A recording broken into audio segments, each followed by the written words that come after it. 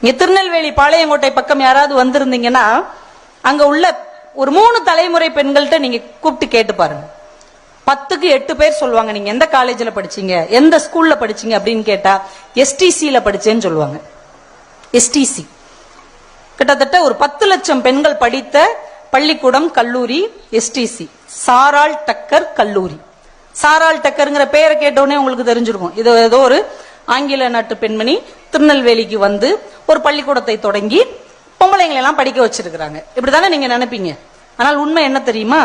18ஆம் நூற்றாண்டில் அந்த சாரா டக்கருடைய அண்ணன் ஜான் டக்கர் என்பவர் திருநெல்வேலியில் மருத்துவ பணி செய்து வருகிறார். அப்ப நம்ம சுதந்திரம் வாங்கல, ஆங்கிலேயர்களுடைய ஆட்சியில இருக்கிறோம்.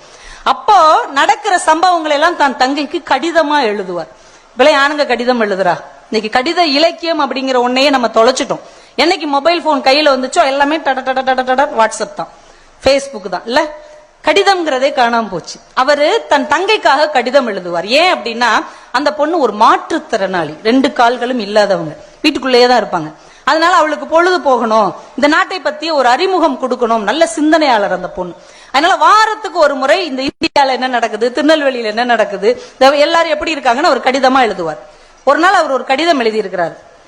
சாரால், நான் இன்னைக்கு ஒரு தெரு வழியா குதிரையில போனேன், தண்ணி தாகமா இருந்தது, ஒரு வீட்டு கதவை தட்டினேன், ஒரு பொண்ணு இப்படி மெதுவா கதவை திறந்தாங்க, தண்ணி வேணுமான்னு கேட்டேன், படக்குன்னு கதவை பூட்டிட்டு உள்ள ஓடி போயிருச்சு. என்னங்க இந்த பொண்ணு இப்படி பண்ணுது அப்படின்னா, அந்நிய ஆண்களை பார்த்தால் எங்க பெண்கள் பேசவே மாட்டார்கள் சொல்லிட்டாங்க. இந்த உலகம் எவ்வளவு வேகமாக ஓடிக்கொண்டு இருக்கிறது, ஆனா இந்த பிள்ளைகள், இந்த பெண்கள் கல்வி அறிவு இல்லாம இப்படி பயந்தாங்கொள்ளிகளாக வீட்டுக்குள்ளே ஒளிந்து கிடக்கிறார்கள். அதை நினைச்சா எனக்கு ரொம்ப வருத்தம் இருந்ததுமா அப்படின்னு எழுதி அனுப்பிட்டார். இத படிச்ச உடனே சாராள் டக்கருக்கு ரொம்ப அதிர்ச்சி ஆயிருச்சு. என்னடா, நம்ம ஒரு மாற்றுத்திறனாளி, நாமளே எவ்வளவு படிச்சிருக்கிறோம், எவ்வளவு சிந்தனையாளரா இருக்கிறோம், ஆனா அந்த ஊர்ல உள்ள பெண்கள் படிக்கவே இல்லை அப்படின்னா அவங்களும் ஒரு மாற்றுத்திறனாளி தானே. இப்ப இப்படிப்பட்ட பிள்ளைகளுடைய வாழ்க்கையில ஒரு முன்னேற்றத்தை ஏற்படுத்த வேண்டும் என்று இந்த அம்மா என்ன பண்றாங்க, தாங்கிட்ட இருந்த 20 பவுன், ரொம்ப நன்றிங்க, இது ஒரு சகோதர பாசம் தான், தாங்கிட்ட ஒரு 20 பவுன் நகை இருந்திருக்கு. 18ஆம் நூற்றாண்டுல 20 பவுன் நகைன்னா அது எவ்வளவு பெரிய அமௌண்ட் யோசிச்சு பாத்துக்கோங்க. 20 பவுன் நகை எல்லாம் சேர்த்து அவங்க அண்ணனுக்கு இந்தியாவுக்கு அனுப்பிட்டாங்க. அந்த ஊர்ல ஒரு பள்ளிக்கூடத்தை கட்டு, ஒரு ஆசிரியர் பயிற்சி நிறுவனத்தை கட்டி அந்த பெண்களை எல்லாம் படிக்க வை, இதுதான் என்னுடைய மிகப்பெரிய ஆசைன்னு பணத்தை அனுப்பிட்டாங்க. உடனே அந்த அண்ணனும் தன் தங்கச்சி சொன்ன வார்த்தைக்காக அங்க ஒரு பள்ளிக்கூடத்தையும் ஒரு ஆசிரியர் பள்ளி நிறுவனத்தையும் ஆரம்பிச்சு நடத்திக்கிட்டே இருக்கிறாங்க. 13 வருஷம் நல்லபடியா நடத்திட்டாங்க. அதுக்கப்புறம் இவங்களுக்கு பணம் இல்ல, வசதி இல்லை, இந்த அம்மா கொஞ்சம் கொஞ்சமா அவங்ககிட்டயும் இவங்ககிட்டயுமா வாங்கி அனுப்பிச்சு முடியல. 13 வருஷம் கழிச்சு அந்த ஸ்கூல்ல 2த்தையும் இழுத்து மூடியாச்சு. ரொம்ப கண்ணீரோட கடிதம் எழுதுறார் சாரால், இதுக்கு மேல நம்மளால சமாளிக்க முடியல, எந்த ஒரு உதவியும் இல்லாம நடத்த முடியல, மன்னிச்சுக்கோ, அந்த 2 நிறுவனங்களையும் மூடியாச்சு அப்படின்னு. அவளால தாங்கவே முடியலங்க. எங்கேயோ இங்கிலாந்துல, லண்டன்ல பிறந்து வளர்ந்த ஒருத்தி, இந்தியா எந்த திசையில் இருக்கிறது என்றே தெரியாது, திருநெல்வேலி பாளையங்கோட்டை என்கின்ற வார்த்தையை உச்சரிக்க கூட அவளுக்கு தெரியுமானா நிச்சயமாக தெரிந்திருக்க வாய்ப்பே இல்லை. அந்த பெண்ணுக்கு தாங்க முடியல.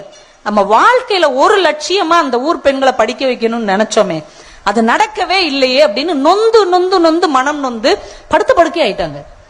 அவ ஃப்ரெண்ட்ஸ் எல்லாம் அவளை சுத்தி நிக்கிறாங்க. அவ கடைசி படுக்கையில் இருக்கிறார்.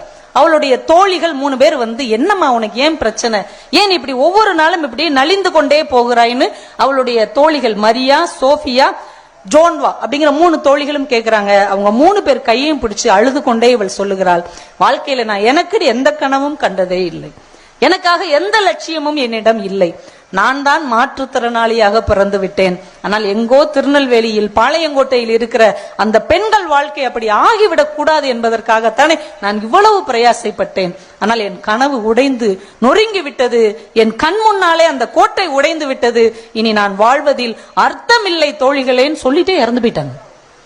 இந்த 3 தோழிகள் நின்னு கேட்டுட்டே இருக்கிறாங்க. அவங்களால அதை தாங்கிக்கவே முடியல.